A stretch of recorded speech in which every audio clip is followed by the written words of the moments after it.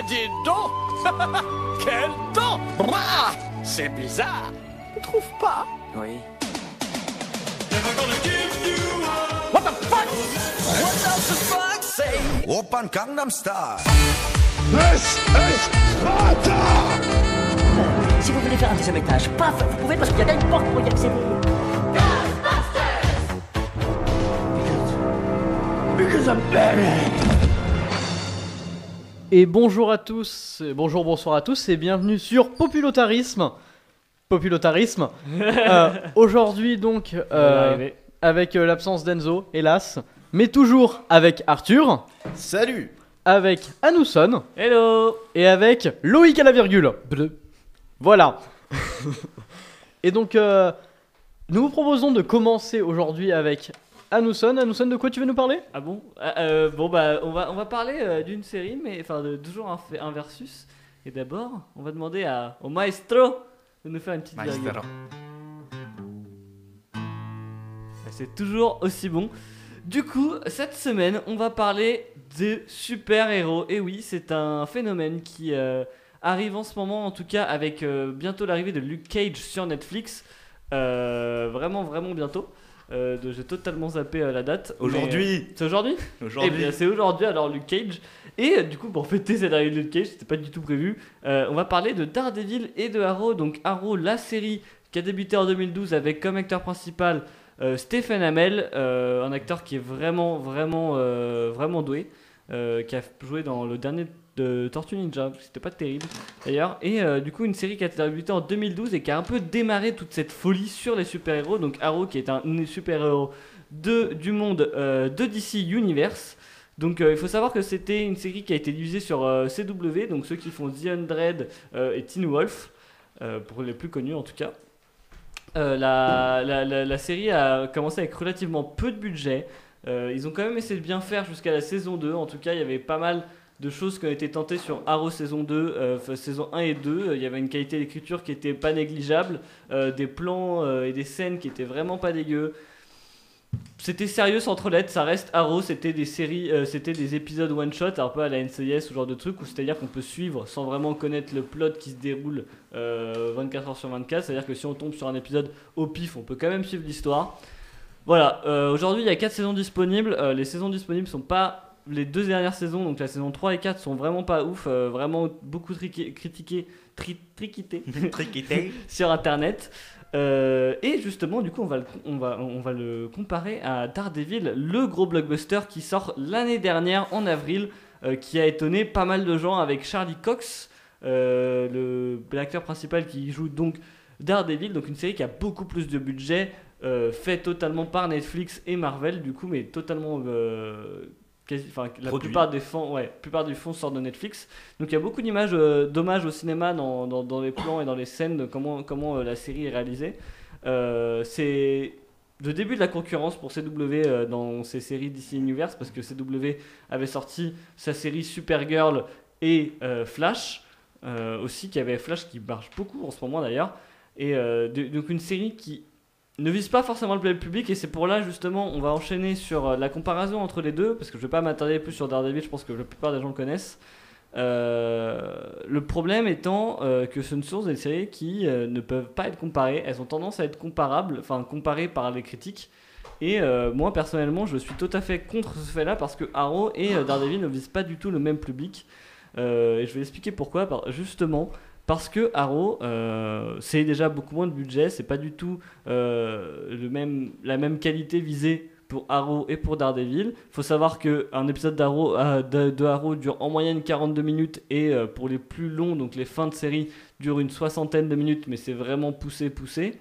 Et les épisodes de Daredevil durent en moyenne 60 minutes, ce qui fait quand même 20 minutes de production. Pour une série, c'est quand même assez énorme, 20 minutes de scène en plus. Faut le noter.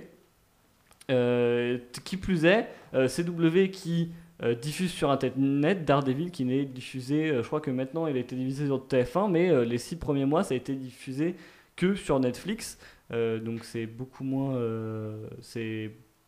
cher de passer que sur Netflix, surtout quand c'est Netflix qui produit, que passer sur des chaînes TV américaines comme Arrow peut le faire. Et c'est comparé.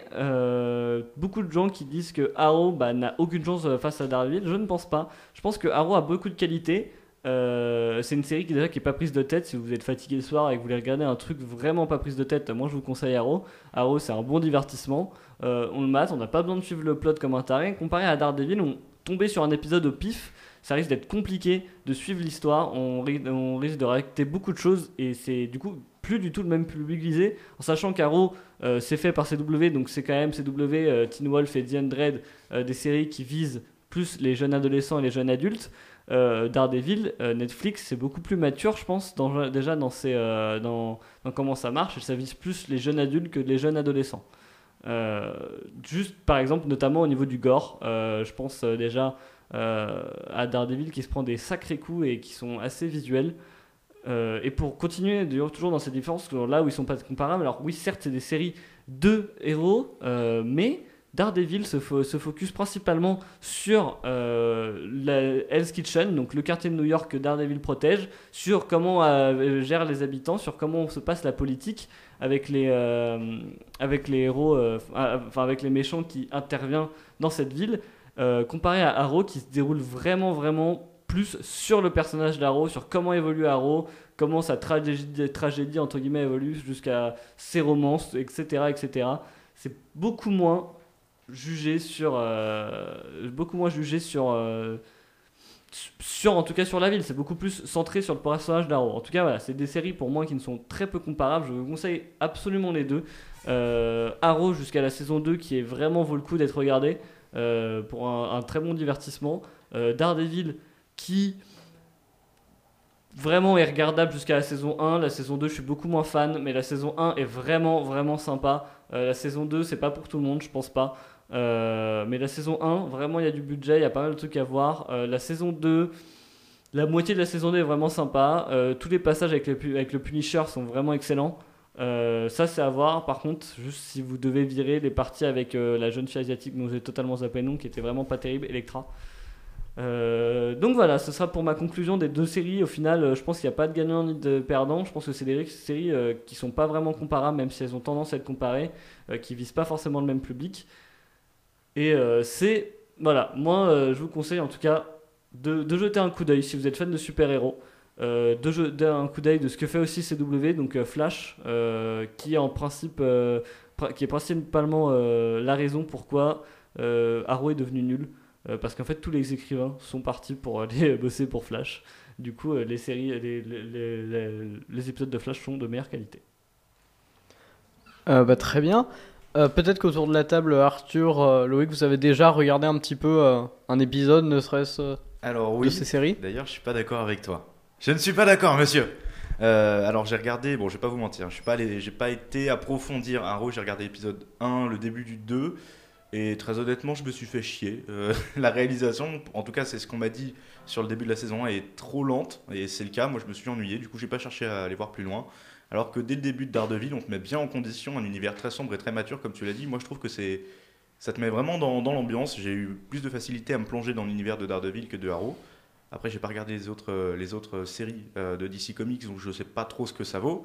Mais j'avoue que je serais plus tenté de préférer Daredevil, du coup, pour moi, qui est un univers beaucoup plus complet, en fait. Un vrai fil rouge qu'on suit, qu'on prend plaisir à voir les personnages évoluer. J'ai bien aimé. Et la saison 2, moi, je l'ai adorée. Et je peux comprendre qu'elle paraisse moins intéressante que la 1 parce qu'elle est plus lente à se mettre en place. La conclusion est plus lente à venir. Et du coup, par rapport à la saison 1 qui est très active, ça peut créer un déséquilibre. Il y a des épisodes qui sont très nerveux dans la saison 2 et d'autres qui sont très lents. Du coup, quand tu attends déjà une semaine entre chaque épisode et que tu te retrouves avec un épisode lent, tu as toujours ce côté un peu frustré qui joue. Mais moi, je pense que les deux saisons se valent. Très honnêtement, mais quand même aller regarder les deux parce que après ça dépend vraiment de son avis, ce qu'on aime regarder, tout simplement, l'univers qu'on préfère. Mais du coup, voilà, ouais. Moi je suis pouce pour Daredevil. Bah moi plutôt pouce pour Arrow, même si comme tu dis à partir de la saison 2 faut arrêter de regarder.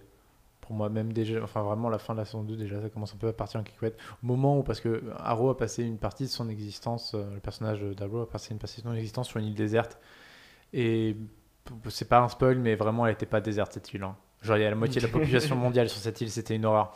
Donc tant qu'elle est déserte c'est cool, quand elle est plus déserte faut vraiment arrêter. Et par contre Daredevil, Moi, j'ai pas aimé la série Daredevil. Peut-être parce que je suis pas un grand fan de Daredevil de base. Mais en fait, je me suis demandé tout le long de la série pourquoi Batman s'était habillé en rouge. Parce que vraiment, cette série, en tout cas, sans la partie où, Batman. où celui qui joue Daredevil, je me souviens plus son nom dans la description, quand il est avocat. Matt non, Murdock. Matt Matthew Murdock. Murdock. C'est ça. En version avocat, j'ai trouvé la série super intéressante. Oui, très tant bien. qu'il mettait pas son costume. Et vraiment, quand il met son costume, c'est Batman. Et je l'attendais vraiment à ce qu'ils disent limite à la fin de la saison, un truc comme ça en mode I'm not the hero of the knee. Non, mais- Je suis pas le héros qu'ils ont besoin, enfin qu'ils méritent, je suis le héros qu'ils ont besoin. Vraiment, je m'attendais à avoir un Dark Knight quoi. C'est un peu le Batman de Marvel. Hein, Ouais, quelque après part voilà, aussi. faut repositionner les choses. C'est vrai que c'est Daredevil, c'était un peu pas vraiment la contre-attaque à l'époque des comics, mais pas loin de la contre-attaque de Marvel Avec un à univers plus DC sombre, avec hein. Batman. Quoi. Tu dis que genre Batman il est devenu aveugle et du coup il peut plus utiliser son bat de grappin. C'était Voilà, aussi. Ouais. c'est vraiment ça. T'as vraiment l'impression que c'est ça, moi je trouve. Avec un peu moins d'argent. je Pour tiens, la hein. fun, ouais, pour la fun un peu. fact, c'était la réponse du coup de Marvel à Batman, et c'était aussi la réponse de Marvel aux personnes à la communauté chrétienne. Parce qu'il faut savoir que les premiers comics étaient vraiment très très très engagés au niveau du côté tout ce qui est chrétien de Daredevil. Ça a un peu changé ensuite par la suite, mais il reste quand même tout ce côté où bah, même dans la série Daredevil Ouais, va à l'église. il est ultra croyant, oui. Il est Donc, protestant, je crois. Je ne sais pas, mais, Mais voilà. Il me semble bien aussi. Il me semble, ouais. Mais ouais, vraiment, après, c'est normal, il est américain, donc en général, on est plutôt protestant du côté américain. Moi, vraiment, genre, Daredevil, vraiment, j'avais trop l'impression de voir un Dark Knight en série, habillé en rouge. Parce que, certes, il était très bien filmé. En fait, justement, c'était très bien filmé, c'était très esthétique et tout, mais il y a vraiment des scènes. J'avais vraiment l'impression de revoir. Il y a une scène dans un port où Daredevil attaque des malfrats dans un port, et il y a exactement la même dans The Dark Knight, quoi. C'est vrai. Sur Et- les docks, là, un petit Ouais, peu. sur les docks. Et Ouais. là, vraiment, t'as la même scène, et t'es comme ça, tu fais. Mais je l'ai déjà vu, ça. Et désolé, mais je préfère Batman. Du coup, bah, genre, mettez-moi un Daredevil, mais un Daredevil un avec peu une- plus clinquant comme il est dans les comics, peut-être. Genre, il est moins dark dans les comics, même si la vie est dure dans les comics, mais Daredevil, lui, est un peu plus sympa, un peu plus clinquant, et moins, genre, bah, Dark Knight, quoi. Et c'est là, c'est le problème qu'on a avec les séries. On va finir sur ça, je pense. Les séries de héros qui tirent de comics, il y a beaucoup d'histoires qui ne peuvent pas passer à la télé, notamment sur Arrow.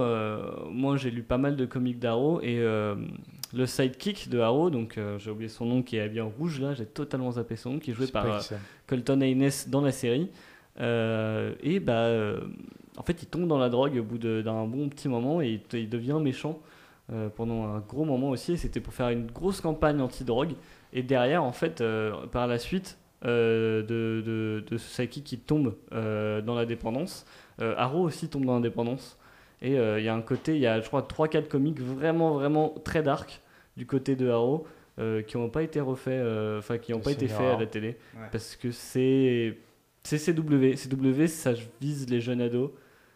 Ils peuvent pas se permettre, je pense, d'aborder des sujets aussi graves, ou alors pas avec l'expérience qu'ils ont. Iron Man fait une dépression. Ouais, Enfin, mais c'est Iron Man, possible, quoi. c'est C'est pas de la Marvel. drogue. C'est une dépression particulière après. Après, Ouais, c'est mais Marvel. enfin, c'est possible de faire des. Ils ont plus des d'expérience, vrais- je pense. C'est possible de faire des vrais sujets. Non, moi vraiment, je préfère un peu Arrow parce que c'est un divertissement, comme tu as dit. Mais vraiment, Daredevil, j'avais trop l'impression de voir Batman habillé en rouge. En tout cas, quand il était en costume de Daredevil. Et moi, vraiment, ça m'a arrêté sur là. J'avais vraiment l'impression de voir la série genre Gotham, mais un petit peu plus tard avec le Batman. C'est-à-dire, genre, tout le monde est pourri, comme dans Gotham, sauf que bah, cette fois-ci, il y a Batman, mais sauf qu'il a décidé de s'habiller en rouge et de se déguiser en démon. Et d'être Et- aveugle.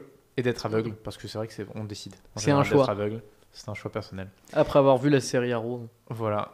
Et, et non, moi, j'ai pas accroché du tout. En tout cas, on va enchaîner du coup. Bah, merci de vos avis qui sont au final qui s'accordent bien avec la chronique. Ouais. C'est bien, bien Ouais, joué, c'est bien. j'ai bien visé mes trucs. Et donc, du coup, bah, je vous propose de passer tout de suite à Arthur. Et Arthur, tu as de la chance, tu as une virgule.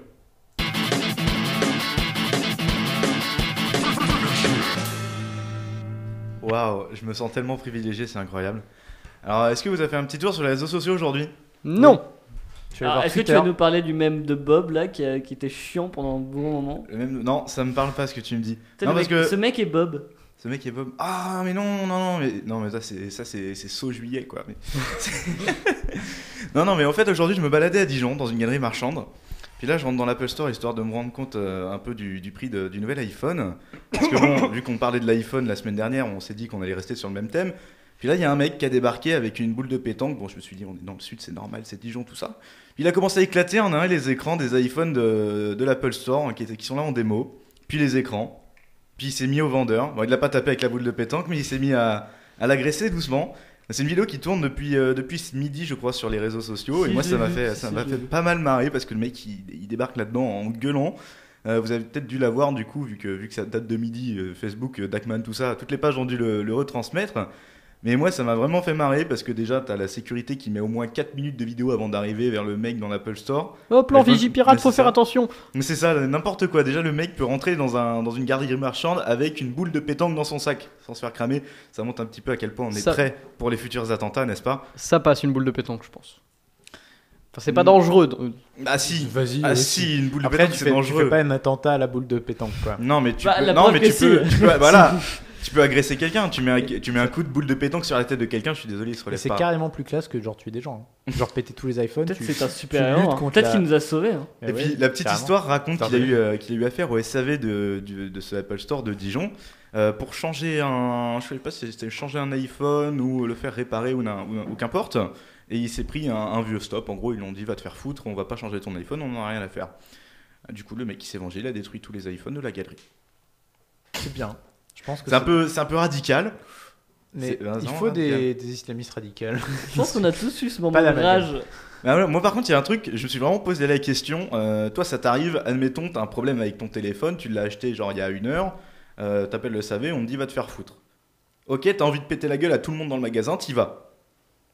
Mais le temps d'y aller, le temps du transport, tout ça, de la réflexion, Il y a un moment où tu il y te calmes. il y a un moment où tu vas lâcher ta boule de pétanque. Tu seras énervé mais tu vas lâcher la boule de pétanque. C'est-à-dire que le mec... juste en face. C'est probable.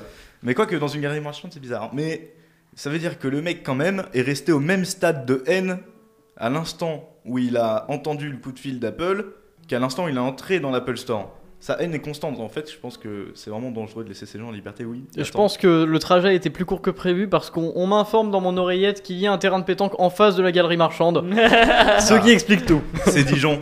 C'est beau. C'est le sud. Après, je pense qu'on a tous eu ce moment de rage avec le SAV. Je pense à moi récemment. J'ai pas mal ragé T'as sur spam comme un chien. sur un support pour essayer de récupérer un compte. J'ai dû jusqu'à me recréer un compte Twitter pour essayer de les spam sur Twitter.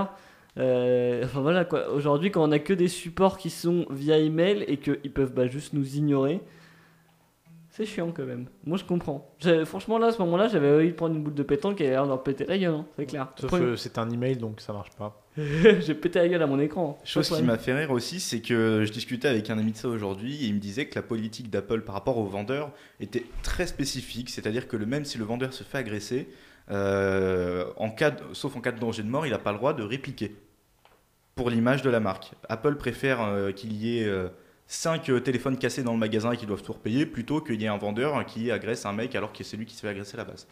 Pour l'image de marque, ils préfèrent ça. C'est violent. Mais en même temps, oui. Enfin, genre là aujourd'hui, on a un mec qui a ragé sur le SAV d'Apple et qui a détruit des iPhones. Genre, on se dit, on se marre et on s'en a rien à battre. Et genre, se fait de la pub un peu gratos pour Apple, mine de rien. Alors que si, Il a pas genre, besoin de le ça. mec s'était fait massacrer par un vendeur, Apple aurait une pub dégueulasse. Après, on peut peut-être le voir autrement dans l'idée. C'est peut-être aussi. Alors, je vais dire qu'Apple est une société qui fait très attention à ses employés dans cette phrase, donc ne la gardez pas pendant très longtemps.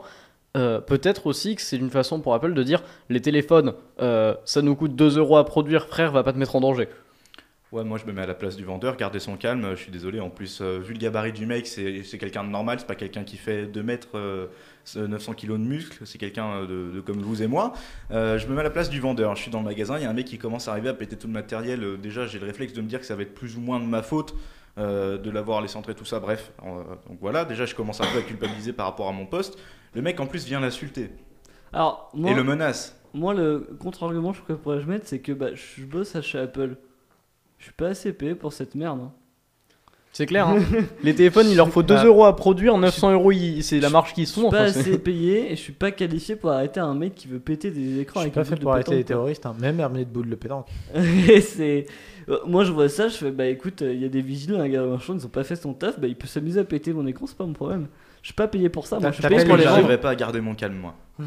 Moi, j'appelle les vigiles et je me casse. Genre, je continue à faire ma ronde. Ou alors tu filmes et tu mets Mais sur c'est le- Twitter. Je vais aider un client à côté. C'est ça. Non, mais Alors, les- comme vous voyez, celui-là, il est pas top parce que déjà, il est tout pété. non, mais le truc, c'est que les vigiles jouent à Candy Crush, donc faut pas. Ouais, du coup, sur un iPhone. Vous voyez que vous voyez sur cet iPhone 5S que l'écran est vachement résistant, il a mis que 5 coups de pétanque pour péter l'écran. Donc, voilà, là encore en fait, c'est juste mais voilà, mais putain en fait, mais c'est ça All plan les Illuminati, ça y est, en fait c'est la campagne de pub pour d'Apple. pour Apple Et pour ça montrer va- que leur ça va dernier arriver iPhone dans est toutes les résistant. Dans toutes les villes, ça va arriver, petit à petit. Avec des gens avec des boules de Eh non pétanque. mais on vient non mais là il y a c'est bon, il y a la découverte, on vient de comprendre comment marche Apple. Ils envoient C'est des pas fous con. taper sur les iPhones et dire regardez les gars, les iPhones sont pas pétés. C'est D'ailleurs, encore c'est bien, vendable. c'est que genre là, c'est une boule de pétanque, mais en vrai, va y avoir plusieurs objets contondants pour voir à quel point ça résiste, tu vois. C'est ça, dans le Ouais, nord, le le mec, il va- maroilles. Ouais, et du coup, le téléphone va fondre. Après, j'aimerais faire une L'attaque au maroilles. parenthèse sur Golden Moustache, donc les rois du troll de l'internet, qui ont habilement répondu à cette vidéo avec une vidéo un peu similaire où un mec casse des boules de pétanque avec un iPhone. C'est beau. Et ils l'ont sorti vraiment rapidement. Et ils l'ont sorti, je crois, moins de 2 heures après. Ah ouais, c'est vraiment des. C'est tout frais. C'est vraiment des fous. Ah, Ils sont Golden vraiment Moustache géniaux. qui sont Avec toujours Golden autant. Moustache. D'ailleurs, si vous aimez l'humour un peu cynique, l'humour noir et l'humour complètement what the fuck, allez sur le site de Golden Moustache, c'est rempli de fake tout le temps, mais c'est vraiment très drôle. Moi, je Je m'amuse suis moins toujours. fan Moi, de j'amuse Golden toujours. Moustache pour ça, je suis plus fan du Gorafi. Ouais. C'est vrai que le Gorafi. C'est dans la lignée, on va dire, mais c'est fait différemment parce que c'est fait par les internautes aussi, principalement petit sur, peu, ouais. sur Golden Moustache. Je crois qu'on arrive à la fin de l'émission. Moi, je dis ça, je dis rien. Hein. Moi, je suis le maître du temps, il nous reste 4 minutes. Et le maître du temps, est-ce que j'ai le droit de te proposer une requête? Quoi donc? Tu nous improvises quelque chose? Oula, tu veux que je produise quoi? À n'importe, tu te débrouilles. Allez, Bah, fais-nous moi, je vais allez. faire un blues. Hein. fais-nous Vas-y, un fais très buzz. très Allez, long c'est western. parti. Vas-y. Attends, Et sur ce- Je dois marquer essayer ultérieurement. Parce que sinon, je vais devoir redémarrer mon appareil, ce qui est Bah, l'ordinateur. du coup, le là, temps mais je qu'il pense- cherche, Nathan, on va te laisser c'est bon, conclure hein. l'émission tranquillement sur la douce mélodie. Et donc, il va être temps de nous quitter sur cette mélodie jouée par Loïc. On t'aime. On t'aime Loïc. Alors, j'en profite pour mettre une toute petite annonce avant de terminer cette émission. Je Les vends ma réseaux- 4L. Les réseaux Guild, du coup, qui sera le network qu'on va utiliser pour mettre toute notre matos, sont apparus sur le net. Donc on a un Twitter, on a un Facebook, nous avons une chaîne YouTube, nous avons une adresse email. Donc on a plein de trucs, que vous pouvez utiliser, vous pouvez nous envoyer des messages d'insultes et des dick pics. Donc n'hésitez pas. N'hésitez pas à nous envoyer tout ça. À nous suivre sur les réseaux sociaux du coup, donc Guild Network qui sera le network qui va rassembler toute la jolie et joyeuse équipe Nous sommes. de Game Radio et que nous sommes. Donc sur la chaîne YouTube vous pourrez retrouver les rediffs de Populatarisme et de Game Radio. En tout cas, Merci. voilà. En tout cas, Merci à tous Et donc- de nous avoir écoutés. On se dit au revoir et à la semaine prochaine. Et à la semaine prochaine. Et n'oubliez pas, ce soir, les Worlds de League of Legends. Allez, Sur Radio Lézard ce soir, à Allez, 1h du salut. matin, soyez chauds. ciao tout le monde.